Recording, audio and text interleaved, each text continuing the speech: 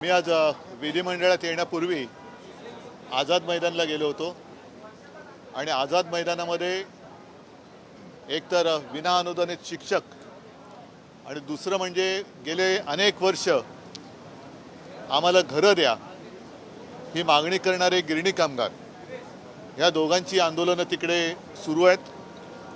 मला एका गोष्टीचं वैषम्य वाटलं, महाराष्ट्राच्या विधिमंडळाचं अधिवेशन इकडे सुरू आहेत, लोकप्रतिनिधी इकडे आलेले आहेत, परंतु लोक ज्या व्यथा त्यांच्या वर्षानुवर्ष मांडत आहेत ते मात्र आझाद मैदानात तिकडे आंदोलन करत आहेत। साहजिकच आहे, शिक्षकांना सुद्धा आम्ही वचन दिले की आम्ही तुमच्या लढ्यामध्ये, तुमच्या न्याय हक्काच्या लढाईमध्ये तुमच्या सोबत आहोत। गिरणी कामगारांचा तर प्रश्नच नाही, कारण गिरणी कामगारांचा संप जर का तांत्रिकदृष्ट्या पाहिलं तर अजूनही सुरू आहे आणि त्यावेळेला आता isakal.com आहे देशातील नंबर 1 ची मराठी न्यूज वेबसाईट। प्रत्येक अपडेटसाठी isakal.com ला नक्की भेट द्या। या गिरणी कामगारांच्या तोंडाला पानं पुसण्यात आली। वन थर्ड हा जो काही प्रकार केला गेला, गिरणी कामगारांची घरं तर गेलीच, गिरण्यांच्या जमिनी गेल्या, तिकडे टॉवर्स उभे राहिले, अनेक मॉल्स उभे राहिले आणि ज्या गिरणी कामगारांनी रक्त सांडून घाम गाळून ही मुंबई उभी केली, नवे संयुक्त महाराष्ट्रामध्ये आंदोलन करून ती मिळवून दिली, तो गिरणी कामगार मात्र स्वतःच्याच नगरीमध्ये बेघर झाला। आमच्यावरती नेहमी एक आरोप केला जातो जो अर्थातच खोटा आहे की शिवसेनेने मराठी माणसासाठी काय केलं। माझं सरकार जर का यांनी पाडलं नसतं तर साहजिकच आहे, मी यांना सर्व गिरणी कामगारांना आणि सरकारी कर्मचाऱ्यांना देखील, पोलिसांना सुद्धा घरं द्यायला सुरुवात केलीच होती, पण विशेषतः गिरणी कामगारांना, पोलिसांना ही मुंबईमध्ये घरं दिली असती। पोलिसांना मिळत आहेत पण अजूनही दिली असती। आज आमची हीच मागणी आहे की एका बाजूला गिरणी कामगार हा मुंबई बाहेर फेकला जातो आहे, त्यांना शेलू आणि वांगडीमध्ये पाठवलं जातं आहे आणि धारावीच्या माध्यमातून अदानीला मात्र अख्खी मुंबई आंदण दिली जाते। तर आमची आग्रहाची मागणी आहे की गिरणी कामगारांना धारावीमध्ये घरं द्या धारावीकरांसोबत, आणि अदानींचे टॉवर हे शेलू आणि वांगडीला उभे करा, जाऊ द्या तिकडे। देवनार डम्पिंग ग्राउंडवरती अदानींनी जरूर टॉवर बांधावे, नाहीतरी त्यांना भरपूर TDR मिळालेलाच आहे, तो TDR त्यांनी देवनार डम्पिंग ग्राउंडवरती वापरावा, तो TDR त्यांनी शेलू आणि वांगडीला वापरावा, तिथे सगळे टॉवर बांधा। पण ज्यांनी हक्कानी मुंबई मिळवून दिली त्या गिरणी कामगारांना मात्र तिथे पाठवण्याच्या ऐवजी गिरणी कामगारांना धारावीत घरं द्या। गिरणी कामगारांना कुर्ला मदर डेअरीची जी जमीन ही सुद्धा दिलेली आहे अदानीला, तर तिथे गिरणी कामगारांना घरं द्या आणि अदानींचे टॉवर हे शेलू आणि वांगडीला जाऊ द्या। आमचं काही म्हणणं नाही, देवनार डम्पिंग ग्राउंडवरती अदानीने टॉवर बांधावे, आमची काही म्हणणं नाही आहे। तर अशा या गोष्टी आहेत आणि शिक्षकांना सुद्धा तुम्ही वाटेल तसं वेडंवाकडं इतर कामं देऊन वापरून घेता। म्हणजे मराठीचा मुद्दा आता गरम झालेलाच आहे, नुसता हिंदी सक्तीचा GR त्याचा विरोध करून चालणार नाही। तर मी मराठी माणूस आता एकवटलेला आहेच। आमचं म्हणणं परत सांगतोय की कोणत्या भाषेला विरोध नाही, पण सक्तीला विरोध आहे। त्याच्यामुळे हिंदी सक्तीच्या GRला विरोध करून उपयोग नाही आहे, तर तो GR काढणाऱ्यांना, तो GR लादणाऱ्यांना, हिंदी सक्ती करणाऱ्यांना आपण विरोध केला पाहिजे। तर हे असे काही मुद्दे आहेत ज्याच्यावरती आता रोज चर्चा चालू आहे।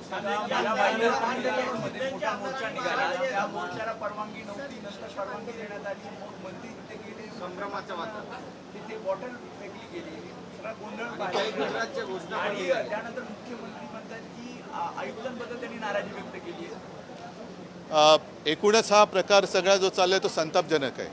मीरा भाईंदरची मराठी माणसं अनेक वर्ष त्यांच्या मनामध्ये एक तो राग खतखततोय। अनेक जण मला सांगतात की म्हणजे मध्ये जे काही भेटत असतात सभ्यपणाने वागतायत आणि ते मला सांगतात की साहेब सकाळच्या वेळेला ट्रेनमधनं येताना सुद्धा आम्हाला विचित्र दादागिरी सहन करावी लागते।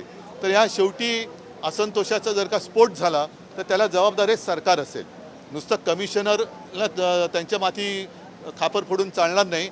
मुख्यमंत्री एक गृहमंत्री आहेत, त्यांचीसुद्धा जबाबदारी आहे की त्यांनीसुद्धा सगळीकडे आपल्या राज्यात, जसं करोनाच्या वेळेला माझं कर्तव्य मी पार पडलं, सरकारने कर्तव्य पार पडलं, आम्ही कोणताही भेदभाव न करता सगळ्यांची काळजी घेतली, तसं मुख्यमंत्र्याचं काम असतं। एक पालक म्हणून, राज्याचा पालक म्हणून सर्व जनतेची काळजी घ्यायला पाहिजे। कोणतीही भाषिक दादागिरी आमच्यावरती होता कामा नये। सर, मुख्यमंत्री यांनी आज विधान परिषदेमध्ये उत्तर देताना शिक्षक आंदोलनावर भाष्य केले की महाविकास आघाडी यासाठी जबाबदारी आहे। बरं ठीक आहे, पण आता तुम्ही आहात ना, मग तुम्ही का नाही देत, तुम्ही द्या ना। प्रत्येक वेळेला एक तर नशीब नेहरू या शिक्षकांच्या त्या प्रकाराला जबाबदार नाहीत बोलले ते पण बोलायला कमी करणार नाहीत की नेहरूंमुळे शिक्षकांना विना अनुदानित राहावं लागलं. तर हे सगळे विनोदाचे सगळे त्यांची हास्यजत्रा पुरे झाली. आज ते बसलेत. गेले 2.5 वर्ष तेच होते, आमच्याही आधी तेच होते, आत्तासुद्धा तेच आहेत. तर समजा आम्ही नाही करू शकलो, तुम्ही करा. मुळामध्ये गिरणी कामगारांना तर घरं द्या, यांना आता जर आम्ही नाही केलं तर तुम्ही द्या. आज एक विधायक गुंडागर्दी करता है, गरीब जो कामगार थे उनकी पिटाई का एक वीडियो वायरल हुआ है कैंटीन का, उस बारे में मेरे पार्टी का है, मेरे पार्टी का नहीं हो सकता. एसएनसी गटाचा आहे ना तो, त्याचं नाम ही एसएनसी है और क्या उससे उम्मीद कर सकते. लेकिन ये भी मुझे लगता है कि कुछ ना कुछ चल रहा है. मुख्यमंत्री जी को बदनाम करने का कुछ तो साजिश चल रही है. तो मुख्यमंत्री उनकी अँटेना जो है ऑन रखनी चाहिए. आणि मला असं वाटतं की असं जर का कोण वागत असेल तर मुख्यमंत्र्यांनी असं मी ऐकलं की त्यांच्यावरती सक्त कारवाई करण्याचे आदेश दिलेत. करतात की नाही ते थोड्या दिवसात कळेल. नाहीतर मग मी म्हणेन की मुख्यमंत्र्यांचं त्याला पाठबळ आहे की काय. ही शिवसेना स्टाईल नाही आहे आणि ते मुळामध्ये ते शिवसैनिक नातं नाहीच आहे, ते एसएनसी गटाचे आहेत. मार्शल आर्ट आता अजिबात फिर मानू. माझ्या परवानगीशिवाय युतीबद्दल कुणी बोलता कामा नये. संभ्रमाचं वातावरण झालं मेळाव्यानंतर ज्या पद्धतीने राज ठाकरे यांनी चांगलं ना, त्याच्यात काय ते बोलतील ना त्याच्याबद्दल. त्याच्यात काय आपने बोला कि सीएम को बदनाम करने की कोशिश की जा रही है, इसका क्या संदेह, क्या मतलब निकाला जाए? इसका मतलब सीएम को बदनाम करने की कोशिश हो रही है. जानबूझकर ये सारी चीज़ें चल रही है. एक बड़ी साजिश है, इसके पीछे एक षड्यंत्र मुझे नजर आ रहा है. क्योंकि एसएनसी का तो दावा था कि वो चीफ मिनिस्टर बने, नहीं बनाया गया, तो उनको तो बेरहमी से वो इंतजार कर रहे हैं. अभी संजय गायकवाड़ कह रहे हैं मुझे मार्शल आर्ट आता है, जूडो कराटे सब आते हैं और फिर मारूंगा. तो मुख्यमंत्री को कौन सी आर्ट आती थी देखते हैं. काय ही अशी फालतू लोकांना महत्त्व देण्यापेक्षा जे गिरणी कामगार आहेत, शिक्षक आहेत, शेतकरी आहेत, ह्या लोकांसाठी हे विधिमंडळ असतं. हे असे जर का लोक त्याच्यात यायला लागले आणि अशा पद्धतीने वागायला लागले तर मुख्यमंत्र्यांनी त्यांच्यावरती तातडीने कारवाई केली पाहिजे आणि दाखवून दिलं पाहिजे की आमचा कारभार हा कसा आहे. नाहीतर जे मी परवाच म्हटलं की खरा जो भाजप होता त्याचा खून झाला आहे आणि त्याचे हत्यारे हे सगळे बसलेत की काय असंच वाटतंय. विरोधी पक्ष नेता नाही अजून आणि ती काल मागणी केलेली आहे. सन्माननीय सरन्यायाधीश आले होते, त्यांना सुद्धा आम्ही आमची व्यथा सांगितलेली आहे. बघूया काय होतं. परंतु एका गोष्टीचं मला जरा आश्चर्य वाटतं की आपल्या देशात बऱ्याच वेळेला अल्पमतातलं सरकार चालतं, पण विरोधी पक्ष नेतेपदासाठी मात्र खेचाखेच केली जाते किंवा अडवणूक केली जाते. हे विचित्र आहे. हे सुदृढ लोकशाहीचं लक्षण नाही आहे. म्हणजे मला असं वाटतं की म्हणजे वाटतं कशाला होतंच. इंद्रकुमार गुजराल जे पंतप्रधान झाले होते, काय त्यांच्या पक्षाचं काय संख्याबळ होतं, पण तरी ते पंतप्रधान झाले होते. चंद्रशेखर पण झाले होते. असे अनेक देवेगौडा होते. कशाला वाजपेयी जे होते, ज्यांचं सरकार पहिल्यांदा 13 दिवसात पाडलं गेलं होतं, मग 13 महिन्यात पाडलं गेलं. तर अल्पमतातला माणूस सरकार पंतप्रधान होऊ शकतो, अल्पमतातला माणूस हा मुख्यमंत्री होऊ शकतो, पण तुमच्याकडे पुरेसं संख्याबळ नाही म्हणून विरोधी पक्षनेतेपद कसं काय अडू शकता.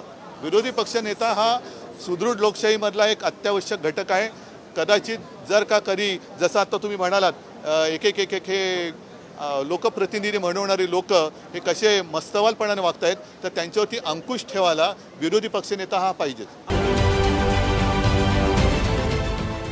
देश विदेशातील प्रत्येक घडामोडींचे लाईव्ह अपडेट मिळवण्यासाठी आता साम टीव्हीच्या सर्व सोशल मीडिया प्लॅटफॉर्मला लाईक, फॉलो आणि सबस्क्राईब करा.